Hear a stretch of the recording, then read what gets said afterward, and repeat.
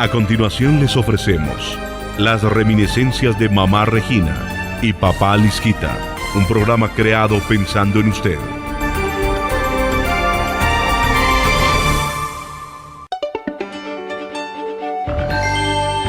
Advertimos a nuestros oyentes que los programas transmitidos en este espacio son programas realizados hace muchos años. Por lo tanto, las voces que acompañan a Mamá Regina y los hechos narrados no son de la actualidad, solamente se transmiten como evocación. Muy buenos días, queridos amigos. Les habla Regina Betancourt de Lisca. Y hoy tenemos otra vez invitados a Papá Lisquita y a Carlos, porque yo los invité para estos días hasta que terminemos alguno de estos temas importantes, porque todo el mundo me dice, por favor, no cambie tanto, las gentes sigan el mismo tema. Entonces, como vamos a seguir el mismo tema por unos días, entonces yo por eso los invité. Carlos, muy buenos días. Muy buenos días, madre, y nuevamente estoy muy contento por estar aquí acompañándola en su programa radial, y espero que sea de gran provecho para todos. Buenos días y qué hermoso ese día. Ajá. ¿Y qué más? ¿Y por qué no puede ser bonito? Aún a veces el humo está como estrangulando, puede ser un día muy bonito. Bueno, yo te estaba diciendo que todas las formas del día son muy lindos. Es igual que todos los momentos, por ejemplo, de Nebraska, de Estados Unidos, Nebraska como si no fueran Estados Unidos, de Nebraska, de Europa, de aquellos lugares donde está nevando. La verdad es que cada uno de esos climas es muy lindo porque ahí está toda la realidad de la naturaleza. Por ejemplo, cuando está cayendo nieve, yo siempre lo veo como cuando una persona se está durmiendo, se está cobijando con una manta blanca muy linda, y los animalitos allá en donde está la nieve pues también se cobijan, duermen tranquilamente por un tiempo, y allí de pronto empieza la primavera. En la mañana, tú has visto, la mañana es una cosa preciosa cuando hay esa, ¿cómo se llama? Ese rocío tan lindo que deja en las plantas como si hubiera una cantidad de diamantes preciosísimos.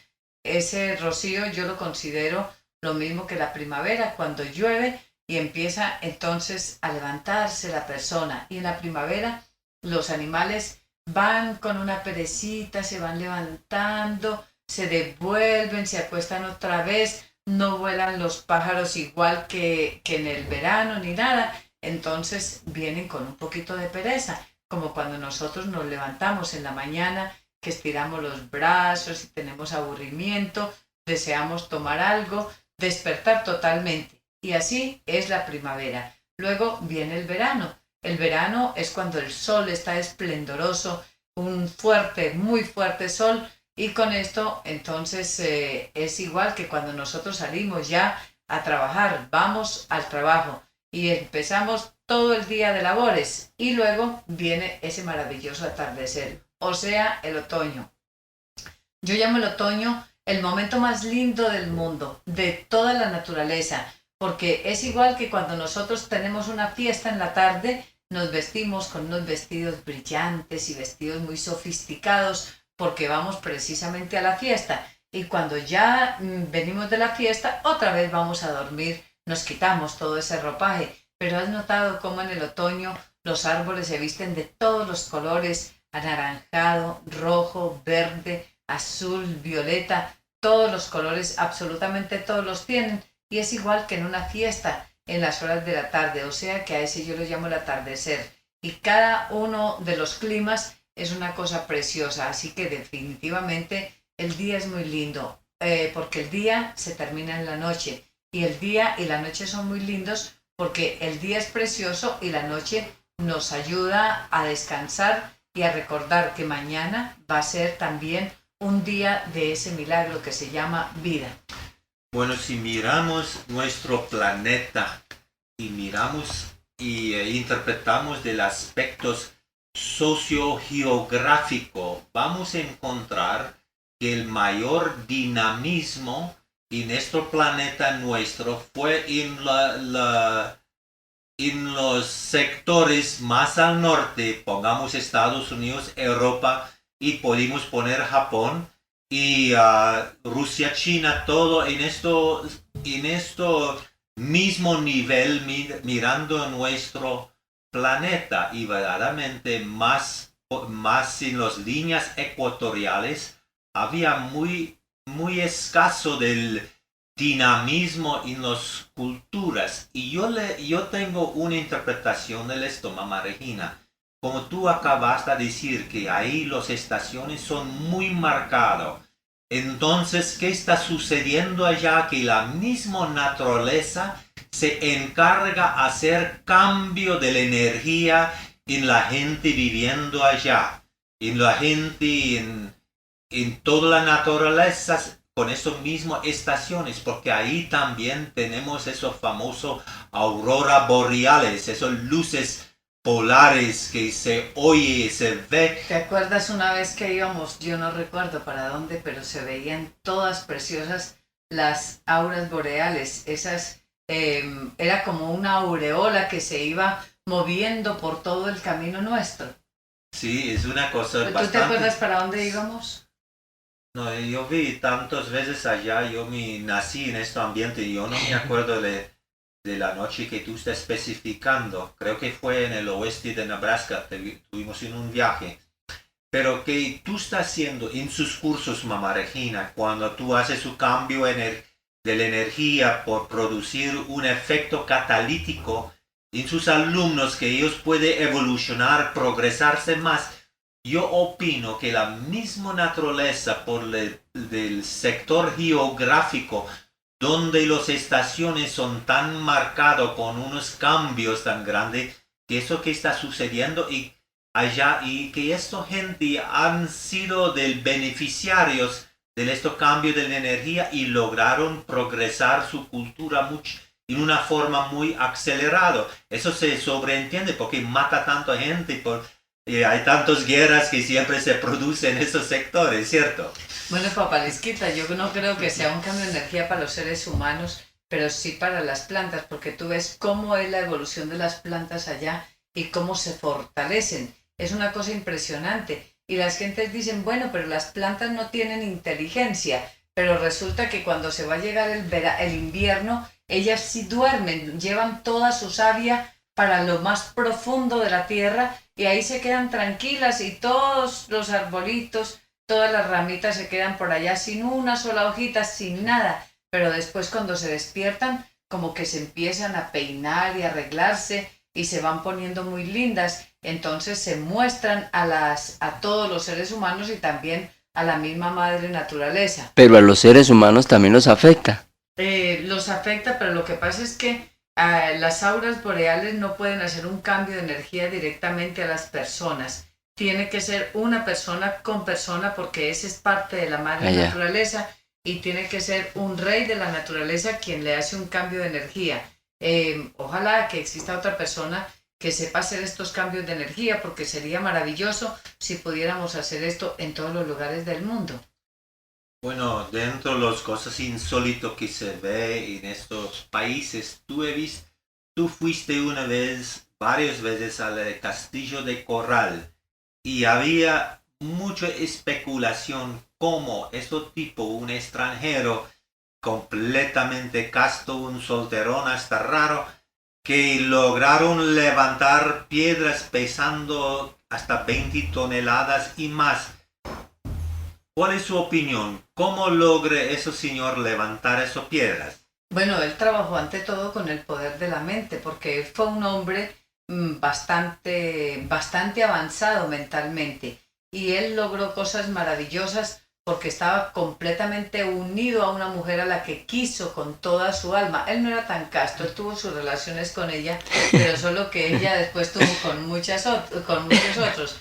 Entonces, el problema es que él sí guardó después su castidad y guardó su amor. Cuando una persona ama profundamente es capaz de hacer muchas cosas con su propia mente y no volvió a tener un acto sexual y esto se reprodujo en energía mental. Y al tener energía mental, él pudo hacer esos trabajos como levantando por medio de una cuestión electrónica que él formó, que en esa época ni siquiera había energía eléctrica en Estados Unidos.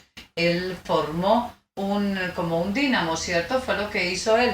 Y con esto más su mente pudo levantar en las horas de la noche grandes moles que eran unas cosas impresionantes que pesaban hasta 20 y 30 toneladas. Nadie le ayudó, no hubo remolques y además un remolque no es capaz de levantar estos aparatos. Y sobre todo que lo importante de esto era que él le arreglaba una cosita como un eje en toda la mitad, arriba y abajo, y lo colocó exactamente en el lugar para que con un solo dedo cualquier persona pudiera mover esa mole. Pero las pirámides de Egipto entonces fueron también construidas en esa misma forma, con el poder Las pirámides mental. de Egipto fueron construidas por medio de unas piedras, yo le cuento que yo estuve mirando precisamente en un trance cómo fueron arregladas las pirámides de Egipto. Esto fue diseñado inclusive. Y después estuvieron mirando cuál era el tamaño de la Tierra, de algunos de los astros, y por medio de esto entonces hicieron unas mezclas que, entre otras cosas, yo estoy mirando a ver si logro conseguir el pegante que yo sé que esa base de clara de huevo, que lo hicieron para que las piedras, la arena que ellos iban recolectando iba quedando en forma de roca, más o menos. A los tantos meses eso quedaba una roca que nadie la puede destruir, y si un día logramos conseguir esto en estos países, pues lógicamente vamos a tener un gran descubrimiento. Claro. Esto fue por medio de un pegante.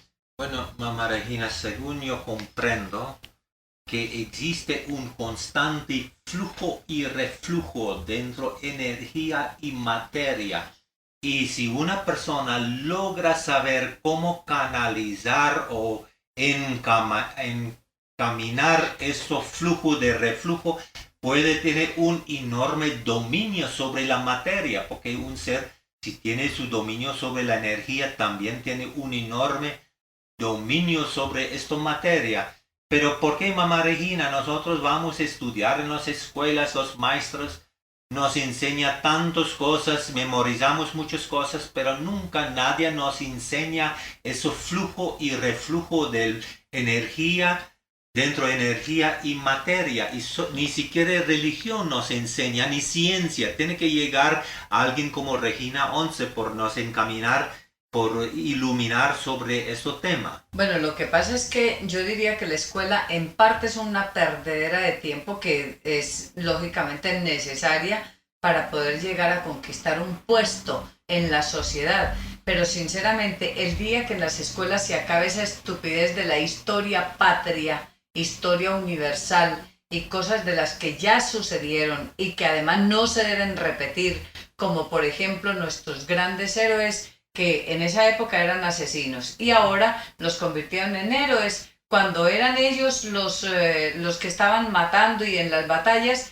eran unos asesinos. Pero como ganaron, se convirtieron en héroes y ahora todos los días se repite la historia. Lo mismo que la entrada de Cristóbal Colón a nuestras Américas. Entonces todo se volvió tan gracioso que además tergiversaron mucho la historia. El día que se acabe todo eso y enseñen más bien a las personas cómo utilizar sus propios poderes y cómo conocerse la misma persona, conocerse a sí misma y utilizar su fuerza mental, entonces sí vamos a tener un dominio sobre la materia. Pero todo eso depende de una reforma que venga pues a nivel de gobierno, porque es el Ministerio de Educación al que le compete organizar todo el plan laboral académico de un año en todas las escuelas del país, pero siempre cada ministro hace su reforma curricular sin estar llevando a cabo la reforma que hizo hace un año, hace 2 años. Entonces esta reforma que hace ahora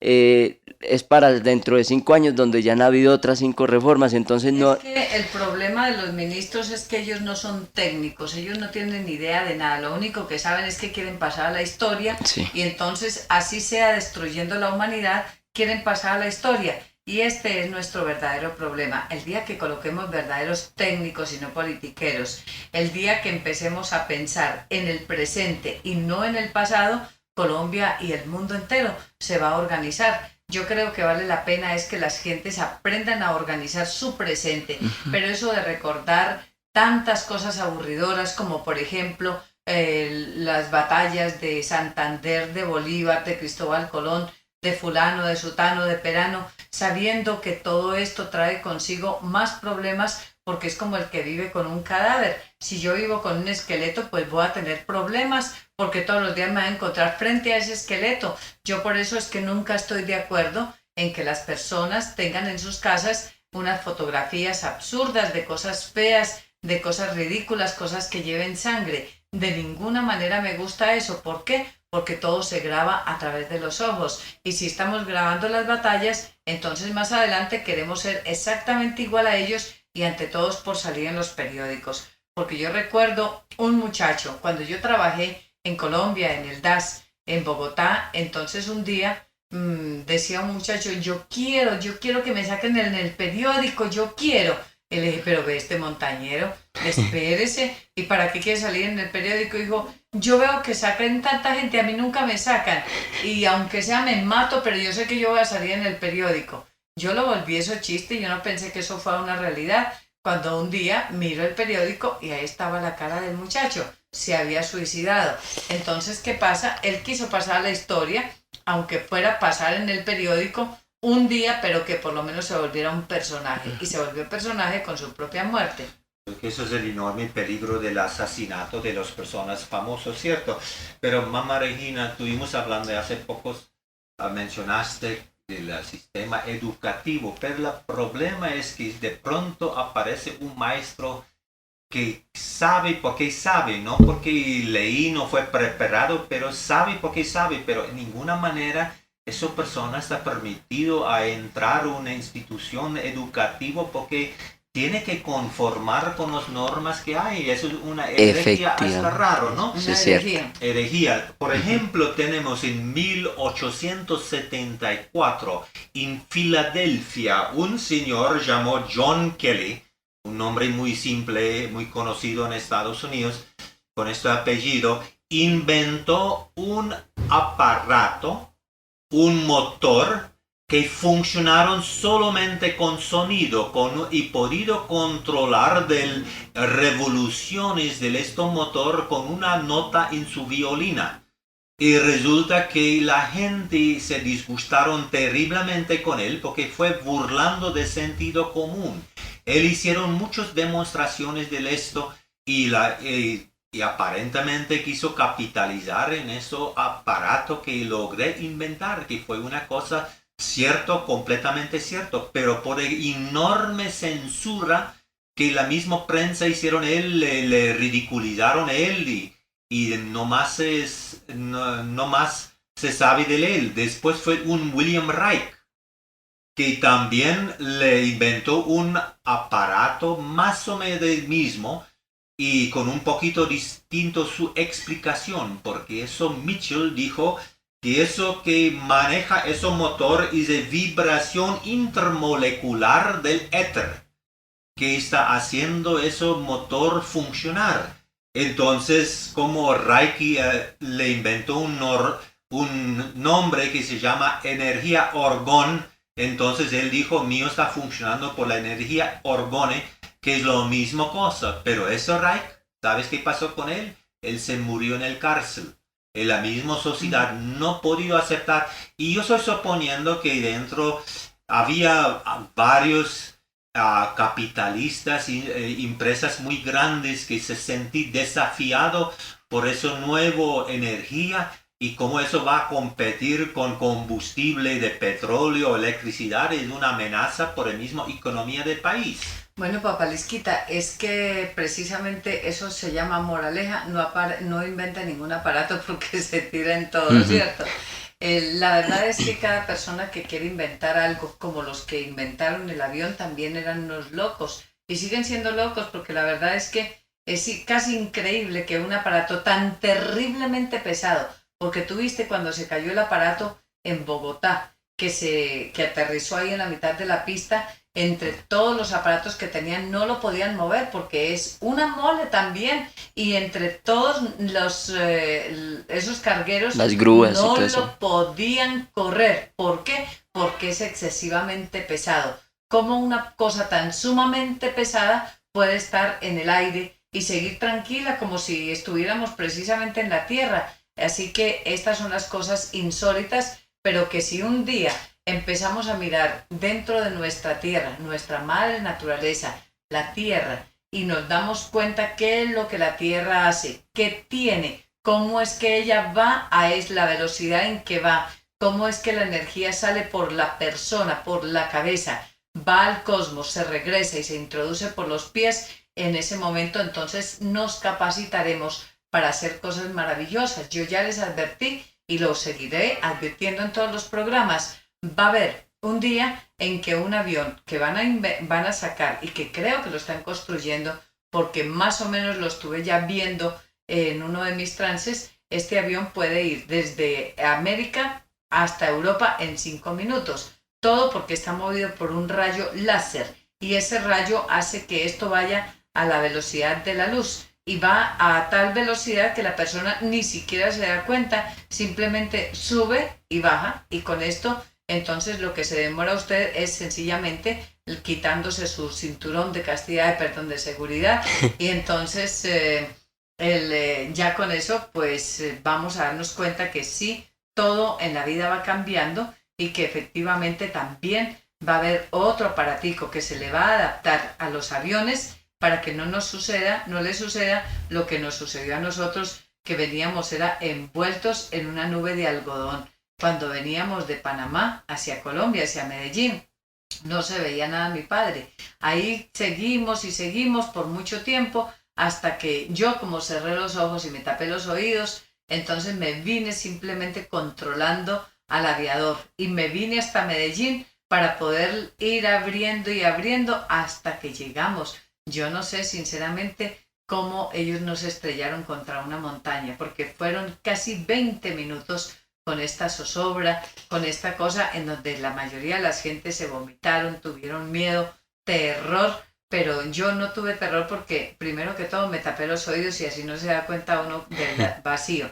Y segundo, porque yo venía en un control y Dani venía diciendo, bueno, si nos matamos, entonces quiere decir que nos encontramos en la próxima vida, ¿cierto?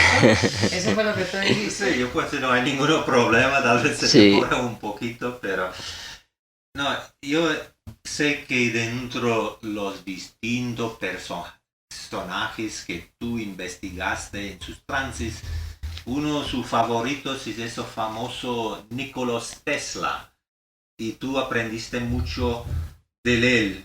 Y también estoy viendo muchas semejanzas en las enseñanzas. Por ejemplo, Tesla dijo, el día que la ciencia empieza a estudiar fenómeno no físico, en este momento va a progresar la ciencia más en estos días que empieza a estudiar que en todos los siglos pasados. Bueno, papá Lisquita, es que el día que investiguen única y exclusivamente el éter, que rodea todo lo que existe, tú eres éter, las plantas son éter y todo lo que existe es éter. Es más, dentro del ocultismo, bueno, yo pensaba, bueno, se los voy a decir, ¿no?